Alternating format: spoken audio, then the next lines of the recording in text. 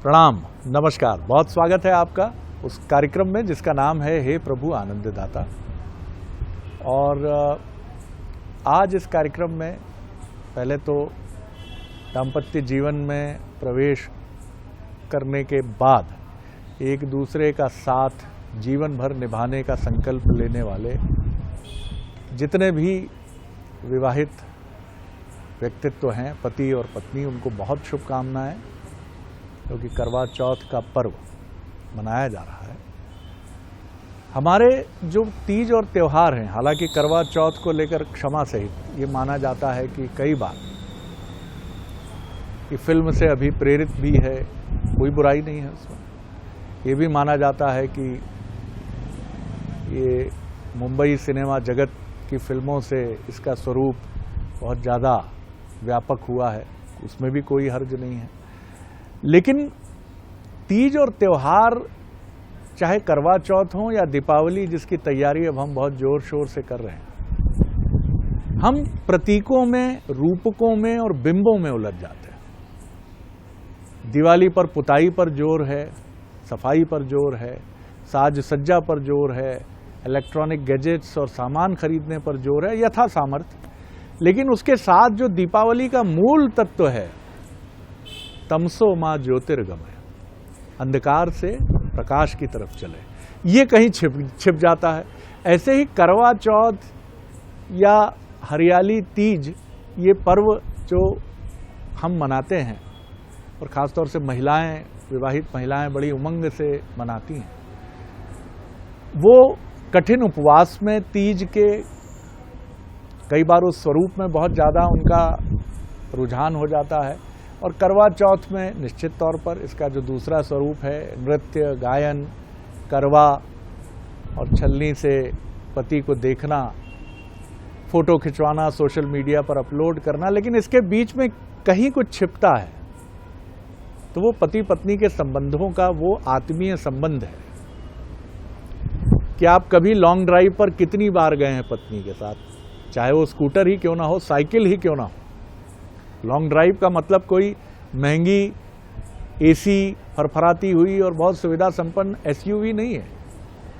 आप पैदल भी टहलते हुए पान खा सकते हैं, आइसक्रीम खा सकते हैं, और इसके बीच में जो दुख सुख का संवाद होता है कि तुमने मेरी कभी सुनी ही नहीं, और पति मुस्कुरा रहा, ठीक कर रही हो, हाँ बोलो और बोलो। तो अपनी बहन के लिए ही सब कुछ तुम्हारे भीतर भाव है, अपनी माताजी की सेवा में ही लिप्त हो। दरअसल ये त्योहार हमें उस अनन्य संबंध की याद दिलाते हैं। रिश्ते ऑर्नामेंटल नहीं हो सकते, वो किसी आभूषण की तरह कि शादी में जाके सज के एक दूसरे के बाह में बाह डालकर आप पहुंच गए, भीतर भाव कुछ और है, बाहर भाव कुछ और है, नहीं। तो इस करवा चौथ पर संकल्प ये भी हो, और खासतौर से ये पतियों का दायित्व अधिक है कि वो अपनी सहधर्मिणी जो धरती के समान सहनशीला है, उनको प्रणाम करते हुए, क्योंकि नवरात्रि बिताए हुए अभी ज़्यादा समय नहीं हुआ है, हम आगे बढ़ें उनके इस स्वरूप को प्रणाम करते हुए, उनके मान सम्मान गौरव की रक्षा के साथ। इसी पर आज बात करेंगे। करवा चौथ बहाना है, पति पत्नी के रिश्तों के गांभीर्य, गरिमा पर चर्चा करना हमारा उद्देश्य है। हमारे साथ हैं हमारे विद्वान वक्ता, भगवत गीता के अध्येता, मानस मर्मज्ञ प्रोफेसर डॉक्टर सुरेंद्र बिहारी गोस्वामी जी। प्रणाम कर रहा हूँ गोस्वामी जी। विषय जी शरद जी, आपने इस विषय में अध्यात्म, भौतिकता, पारिवारिक प्रक्रियाएं, विषय, संसार के सारे चिंतन सबको समाहित करके जी करवा चौथ को एक अच्छा जी चिंतन का विषय बना दिया है जी। आपकी बातों से सबसे पहले मैं एक तथ्य लेता हूँ जी। आपने अपनी बातों के उपसंहार में एक बात कही, आपने कहा कि ये पति का दायित्व है, कहीं अपन कहते हैं ये पत्नी का दायित्व है। बोलचाल में ऐसे पर्व, उत्सव और तप व्रत आते हैं, वो हमको केवल एक संदेश देते हैं कि आप द्वैत से बाहर निकल जाओ। न ये पति का दायित्व है, न ये पत्नी का दायित्व है। वाह! ये दायित्व जो है उस युगल का है जो आत्मा से एक हो चुके हैं। इसमें कम और ज्यादा कुछ नहीं होता। बिल्कुल, आपने कई बार बहुत सारे लोग अपने पारिवारिक जीवन में इसलिए भी संघर्ष करते हैं, अंग्रेजी में एक दूसरे के साथ लड़ते मैंने देखा है, this is your duty, not my, this is your duty. Duty जो होती है वो गृहस्थ जीवन में संयुक्त शब्द बन जाता है। ध्यान रखिएगा, हनुमान ललन ने सुंदरकांड में इस बात के लिए कहा था, जन जननी मानेऊ जे उना, तुमते प्रेम राम ते धुना। यहाँ तो एक दूसरे का प्रेम अनवरत दुगना होने की प्रतिस्पर्धा लेकर आता है, तब व्रत की प्राथमिकता मिलती है। ध्यान रखिएगा, जब भी व्यक्ति व्रत में प्रवेश करता है तो इसका अर्थ हो जाता है कि वो परस्पर एक दूसरे के प्रति प्रतिपल दुगना वेग से प्रीति रखते हैं, प्यार मोहब्बत नहीं रखते हैं, प्रीति रखते हैं। और प्रीति का अर्थ होता है जहाँ विषय होता ही नहीं है, विषय तत्व नहीं होता।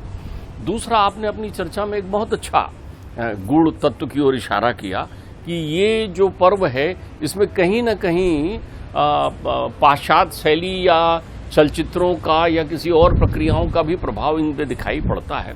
मैं प्रसन्न इसलिए होता हूँ कि आप किसी भी शैली में रंगे हों, यदि उस शैली का मूल उद्देश्य आपके अंतर्मन की शुद्धता हो तो हर शैली बहुत अच्छी है। आपका मन शुद्ध हो रहा है, अब मन शुद्ध हो रहा है तो आप किसी भी शैली से, किसी भी रास्ते से जाइए, क्योंकि सारी गड़बड़ियों की जड़ तो मन है ना, और मन जो है हमेशा व्रत रूपी ऊर्ध्वगामी यंत्र की तलाश करता है। व्रत, जब भी आप उदासीन मन को उन्नत उठाने के लिए कोई भी उपक्रम करते हैं वो व्रत कहलाती है।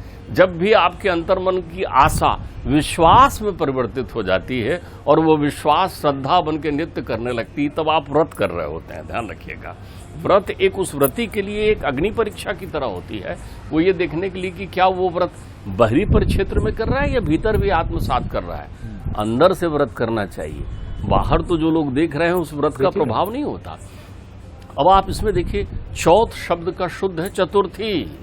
आज मूलतः गणेश चतुर्थी है, जिसको आप करवा चौथ कहते हैं। जो लोग गणेश चतुर्थी का व्रत करते हैं वो प्रत्येक माह में चतुर्थी को उपास रखते हैं, तो आज भी गणेश चतुर्थी का व्रत है। जब ये करवा चौथ जिसे आप कह रहे हैं वो मूल रूप से, और ध्यान रखिएगा, गणेश चतुर्थी का व्रत तब पूरा होता है जब चंद्रमा के दर्शन करते हैं। अब ये मूल सिद्धांत यहाँ से है।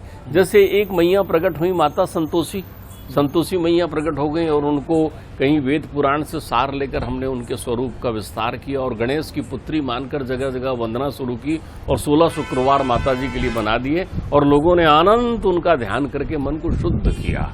वैसे ही व्रत के विधान में ये कुछ वर्षों से, 100-200 वर्षों से या किसी संस्कृति से आकर के ये एक व्रत का स्वरूप ले लिया।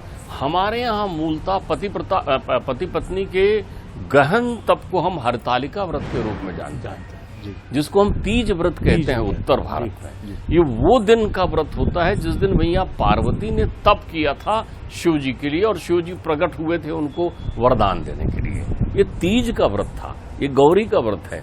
उनकी सखी हरतालिका के नाम से ये व्रत जाना जाता है, जो सेवा करते रही वहां पर। करवा का व्रत जो है, इसकी कथा में ये बताया है कि 7 बहनों में 7 भाइयों में एक बहन है करवा। अब देखिए, ये भी सत्यवान और सावित्री की कथा का ही स्वरूप है। सारे प्रतीक वही है कि प्रतीक वही है जी। आप देखें सावित्री का तप कितना गहरा है कि वो जानती है कि मेरे पति की आज मृत्यु हो जाना है, ऐसा उनके प्रारब्ध में लिखा है। वो अखंड व्रत को धारण करके उस दिन बैठती है, और जैसे ही धर्मराज उनके प्राण का हरण करने आ जाते हैं वो रोक लेती है। ऐसा संवाद करती है, आत्म तत्व पर ऐसी बात करती है कि जब हम आत्मा अभेद हैं तो इनकी आत्मा और मेरी आत्मा में भेद है ही नहीं। तो दो आत्मा जब एक तत्व में है तो मुझे भी अपने साथ ले चलिए। धर्मराज के प्रत्येक प्रश्नों का उत्तर देकर अखंड सौभाग्यवती का व्रत प्राप्त करती है और अपने मृत पति को जीवित करती है सावित्री। ये सावित्री व्रत की त्रिवेणी है। यही सावित्री कहीं पार्वती बनकर हमारे बीच में है, जो शिव को प्राप्त करने के लिए वो व्रत करती हैं। ये व्रत जो है सुहागनें भी करती हैं और कुंवारी कन्याएं भी करती हैं। इस व्रत का उद्देश्य है कि मन को शुद्ध करके पति पत्नी के उन स्वरूपों पर विचार करना, मनन करना कि हमारा जीवन बना क्यों है। एक प्रकृति है, एक पुरुष है। पुरुष जो है ब्रह्म स्वरूप है, तो ये प्रकृति स्वरूप है।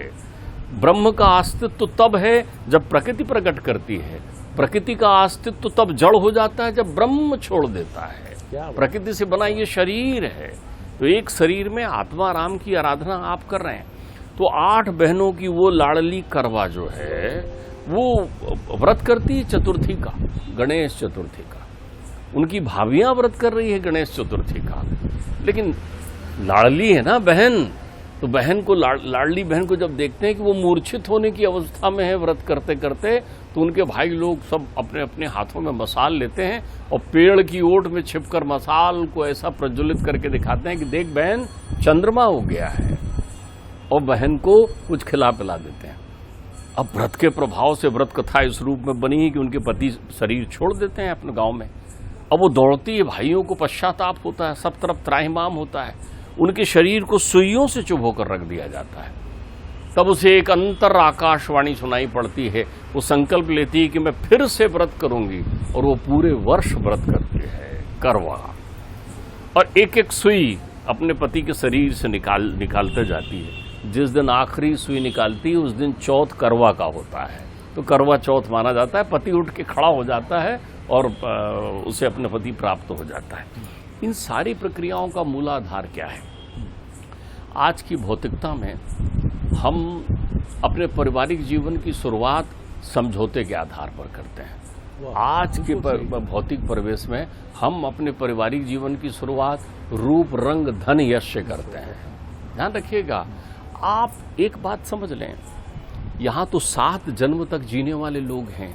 यहाँ वो लोग हैं जो अपनी प्राणों की आहुति देकर भी पति परमेश्वर की रक्षा कर रहे हैं। कभी हमारी चर्चा हुई थी शरद जी कि परमेश्वर यदि पति है तो परमेश्वरी पत्नी है, परमेश्वरी है। लेकिन यहाँ तो अब तर्क होता है, मैंने आपके लिए व्रत किया, मैंने आपके लिए कितना कष्ट रहा आपको मालूम है।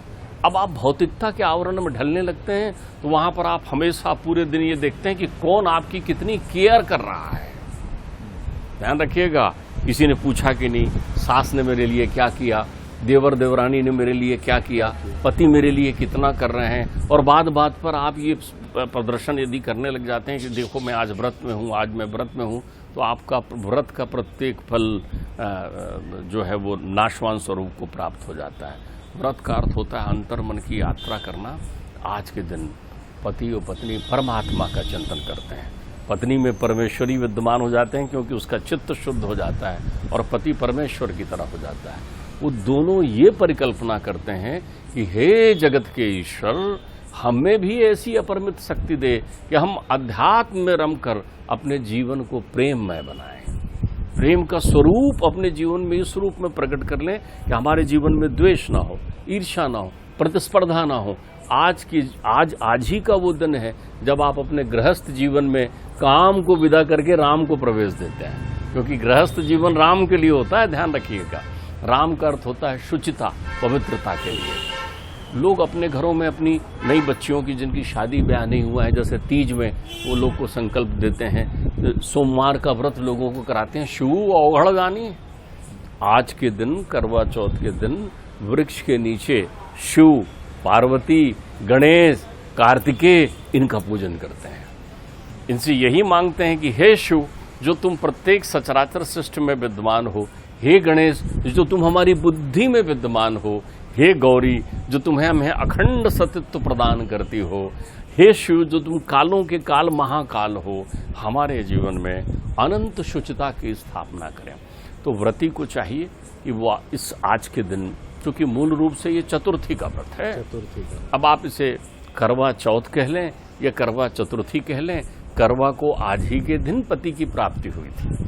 पति को मृत्यु के मुखार बिंदु से वो लेकर आई, सावित्री की तरह। हाँ, सावित्री की तरह। तो प्रत्येक स्त्रियों को, अब सवाल ये है, स्त्रियों के जीवन में पति के महत्व को भौतिक रूप से प्रतिपादित करने की जरूरत नहीं है।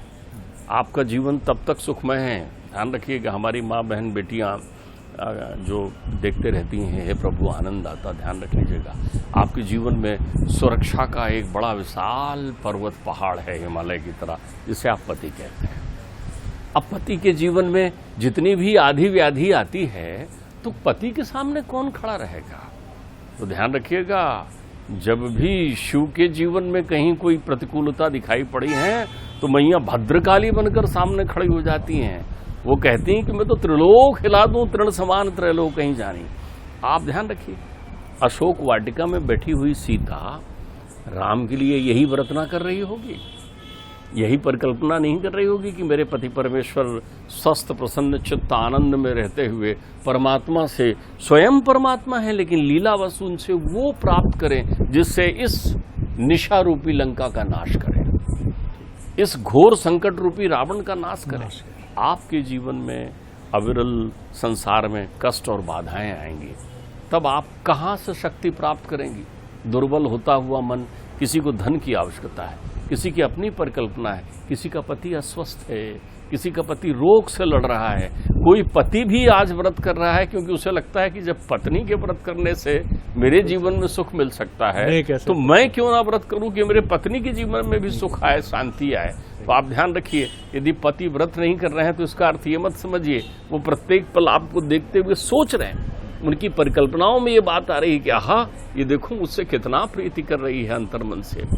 आपका ये व्रत हाड़ मांस के देह के लिए नहीं है, आपका ये व्रत विषयों के लिए नहीं है, आपका ये व्रत जन्म जन्मांतर तक ऐसी सुरक्षा, शांति, सुखमय जीवन के लिए है जिसमें पत्नी परिकल्पना करती है कि सुख हो या दुख हो, जीवन हो या मृत्यु हो, धूप हो या छाएं हो, धन हो या दीनता हो, हमारे जीवन में सदैव हमारा सानिध्य बना रहे जन्म जन्मांतर तक।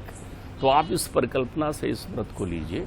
आज जो है मन को विषयों से मुक्त करने का दिन है, भूल कर भी पाखंड को ना आने दीजिए। बहुत सुंदर बात। जब चंद्रमा के दर्शन करें तो चंद्रमा के दर्शन का अर्थ क्या है? चंद्रमा अमृत का कुंड है, वही अमृत है। मृत्योर्मा अमृतम गमय जो कहते हैं वो अमृत का कुंड है। चंद्रमा के पास हमेशा अमृत होता है। तभी तो आप शरद पूर्णिमा की रात को खीर रख देते हैं बाहर में कि चंद्रमा इसमें कोई खीर एक आध अंश गिरा दे। आप ध्यान रखिएगा, सूर्य चंद्रमा के आधार पर उस महायुद्ध में सूर्य चंद्रमा ही तो मुख्य थे। जहां समुद्र मंथन हुआ था उसके आधार पर ही तो जहां जहां बूंदें गिरी थी वहां कुंभ का मेला लगता है और आप जाते हैं वहां पर। तो चंद्रमा अमृत का भंडार है। तो उनको जब देखें तो हे कहें कि हे चंद्रदेव, ध्यान रखिएगा चंद्रमा आरोग्यता प्रदान करता है। सोमनाथ का एक मंदिर है जहां भगवान सोमेश्वर स्वरूप में विराजे हैं सौराष्ट्र में। वहां पर चंद्रमा को क्षय रोग हो गया था, दक्ष ने शापित कर दिया था चंद्रमा को। वो रोहिणी से ज्यादा प्रीति करता था नक्षत्रों में और बाकी की नहीं। तो उन्होंने कहा था जा क्षय रोग हो जाए तुझे। तो वहां उन्होंने घोर तप किया था। कभी मैं तो वहां गया हूं, वहां जाने पर ऐसा लगता है कि मंदिर की छत पर चंद्रमा अटका हुआ है, पूर्णमासी का चंद्रमा। तो चंद्रमा ने वहां शिव की आराधना की थी। शिव और अमृत का सीधा संबंध है क्योंकि अमृत ही शिव है। लोगों ने शिव का पान किया था समुद्र मंथन के बाद, इसलिए शिव ने विष का पान किया था। अमृत नहीं पीता ना तो शिव ने विष का पान पिया था और लोगों ने जिसे अमृत मानकर पिया था वो शिव का ही पान किया था क्योंकि शिव साक्षात अमृत है। तो चंद्रमा की ओर देखकर ये निवेदन करना कि हे चंद्रमा, हमारे जीवन से रोग, शोक, पतन, संकट हटाओ। हमारे मन के आप अधिष्ठाता देवता हो। सदैव हमारे मन आपकी तरह ये घटता बढ़ता रहता है, इसको स्थिर रखो, स्थित प्रज्ञ अवस्था को प्रदान करो और हम अपने गृहस्थ जीवन को सफल बनाएं। तो ये चंद्रमा को जब देखें और चंद्रमा को देखते हुए जब आप अपने पति की ओर देखें, ध्यान रखिएगा, इसी को तो कहते हैं मुखचंद्र के दर्शन कर रहे हैं आप। तब वहां आप वो फोटो खींचने में और पोज लेने में अपना समय मत व्यतीत करिए क्योंकि चतुर्थी एक बार आएगी आपके जीवन में। तब आप एकाग्र होकर उनकी ओर देखिए और कहिए, आहा, मेरा ये पातकी शरीर, ये संसार सागर में विषयों में रमा हुआ शरीर, मैं आज व्रत से इसे शुद्ध कर रही हूँ। हे चंद्रमा, अपना ओज, अपनी किरणें, अपना अमृतमय दृष्टि हमें प्रदान करें। मेरे पति को निरोग बनाए। पति के निरोग होने का अर्थ होता है पति संपूर्ण परिवार का रक्षक होता है। पति निरोगी है तो बच्चे स्वस्थ रहेंगे, पति निरोगी है तो तुम सुरक्षित रहोगी माँ। क्योंकि पति परमेश्वर ऐसा ही नहीं है, संपूर्ण परिवार की। आज पतियों को एक संकल्प लेना चाहिए कि मेरे जीवन में जितने भी विषय हैं, जितने भी विकार हैं, जितना भी झूठ है, वो सब धुल जाए। आज जो लोग शरीर को आधार मानकर जीवन में दौड़ते हैं और भौतिकता की अंधी दौड़ की, अरे खासकर नवयुगल को जीवन को समझने का एक सुंदर अवसर है। ध्यान रखिएगा, रूप चला जाएगा, रंग चला जाएगा, धन वो भी चला जाएगा, लेकिन एक तेरा अंतर्मन यदि शुद्ध रहेगा तो आत्मा की अनुभूति करके वाह। पाणी ग्रहण की संस्कृति को पूर्ण करें। बहुत सुंदर डॉक्टर साहब। और 2-3 बातें मेरे मन में जो आपके सामने भी मैं रखता हूँ कि पति परमेश्वर है तो पत्नी परमेश्वरी है, दोनों आधार हैं। मुझे अपने बचपन की स्मृति आती है। देखिए, प्रीति के स्वरूप, कितना सुंदर शब्द है प्रीति। प्रीति का क्षय नहीं होता, वो नष्ट नहीं होती। हम अपनी दादी से पूछते थे कि हमारे जो दादाजी हैं वो अपने प्रेम की अभिव्यक्ति आपसे कैसे करते थे। अब वो ग्रामीण परिवेश, दादी जी लजा के ये कहती थी। आप देखिए, प्रेम का सूक्ष्म स्वरूप जिस रूप में आप इसे देखें, वो कहती थी कि जब बहुत गहरा अनुराग उनके मन में होता था तो वो पान का बीड़ा लाते थे। अब एक छोटा सा पान का बीड़ा एक पत्नी को गहरे अनुराग से भर देता था। आज कुल्लू मनाली से लेकर दुबई, शारजाह, अमेरिका आप घूम रहे हैं लेकिन अतृप्त हैं फिर भी, क्योंकि उसमें चमक तो बहुत है। सोशल मीडिया का वैभव है उसमें कि वो खना फैमिली भी कह रही थी कमाल की ट्रिप थी आपकी, तो पूरा लंदन आपने पूरा डाल दिया सोशल मीडिया पे, फ्रांस, अमेरिका, जर्मनी। लेकिन इसमें प्रीति कहाँ है, वो पान का बीड़ा कहाँ है जो 70 पार कर चुकी दादी के पोपले मुंह में भी एक 16 वर्ष की कन्या को उपस्थित कर देता था। पूरे जीवन साड़ी नहीं बदली, पति की हैसियत नहीं थी, वो दादा हो गए। पोते पूछ रहे हैं, महंगी साड़ियां दादी के लिए ला रहे हैं, वो लजा के कहती है अब क्या पहनूंगी पगले, तेरे दादा तो यही तेरे पापा को पढ़ाया, बाद में 3 बहनों की शादी की। प्रीति के स्वरूप निराले हैं भारतीय परंपरा में। अब देखिए, यहाँ मैं, आप तो मुझे ले गए आज। आपने जो वृतांत शुरू किया तो मैं उसमें आनंद की अनुभूति कर रहा था। कभी कोई चलचित्रों में भी हमने देखा है, आप देखिए बूढ़े बीमार रोगी दादाजी हैं और दादी स्वस्थ हैं। दादी स्वस्थ हैं। अब उनसे कहो चलो दादी जरा बाजार घूम आते हैं, चलो आपको हम ले चलते हैं जहां हम नौकरी कर रहे हैं वहां, वो दादाजी को छोड़कर नहीं जाती। उसे जीवन का वो सुख नहीं चाहिए। जीवन भर वो जो है वो दुख का पहाड़ लेके रहते रही। ये वही दादाजी हैं जो शराब पीकर दादी को मारा करते थे अपने युवापन में। दादी वो भूल गई है उत्तरार्ध में, क्योंकि वो तब व्रती नहीं थी, तब दादाजी को व्रत नहीं मालूम था। और जब जीवन का व्रत मालूम हो गया तो उनको फल मिल रहा है अब, और ये फल प्रीति का फल है। वो कह रही ना, मैं इन्हें छोड़कर नहीं जाऊंगी।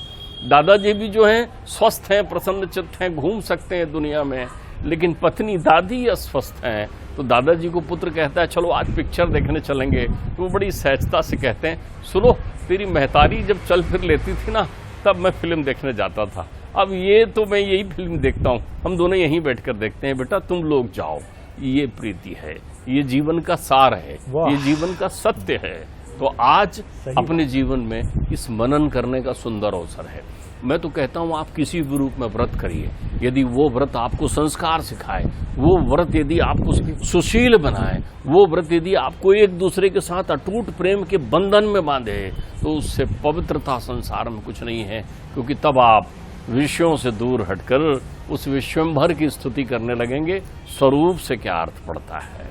व्रत दरअसल एक संकल्प का नाम है, इसीलिए कहा जाता है व्रती।